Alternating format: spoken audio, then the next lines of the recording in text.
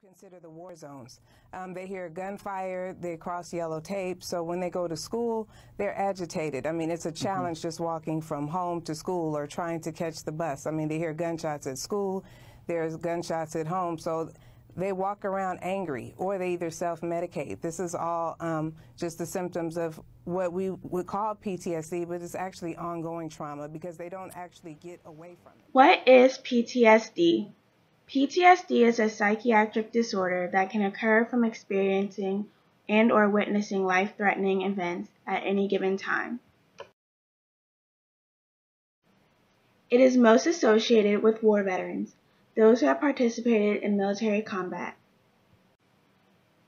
But what people fail to realize is that it can affect children and teenagers too.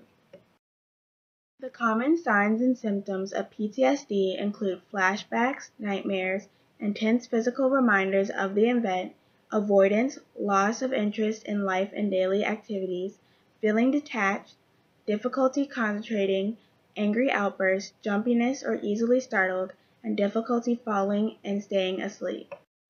1/3 of children living in these neighborhoods have PTSD, which is twice the rate of troops coming from war zones in Iraq.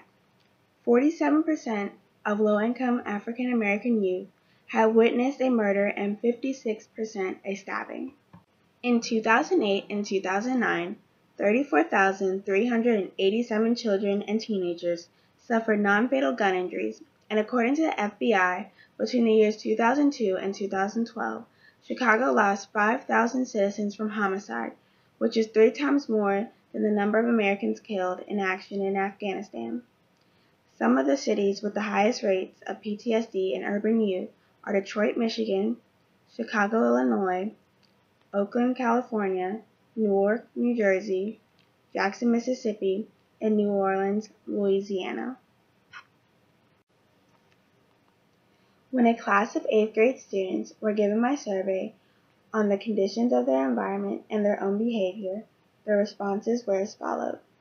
48% have witnessed violence at home, 45% knows of somebody who has been sexually assaulted, killed, or has been shot or shot at, 38% know of gangs living in their neighborhood, 29% have encountered violence in their neighborhood, 38% has been a victim of violence in their neighborhood and or at home, 41% acts out in school or lacks the motivation to do their own schoolwork, 41% knows of somebody that participates in gang activity, yet 74% of them answer that they feel safe in their own neighborhood.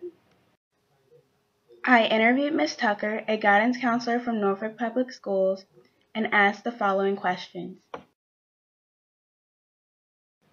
PTSD usually occurs 3 months after a traumatic event, but sometimes it will not show up until years later. Researchers have found that African Americans are mostly the ones affected, and women are more likely to get PTSD than men. Hospitals do nothing to help patients cope with the aftermath of the traumatizing event. It is hard to raise money for programs at hospitals to take care of PTSD problems because so many people working there think that the victims brought this type of violence on themselves since it happens so often. Bringing awareness to this issue in your community can help change the lives of children and teens living with PTSD little by little.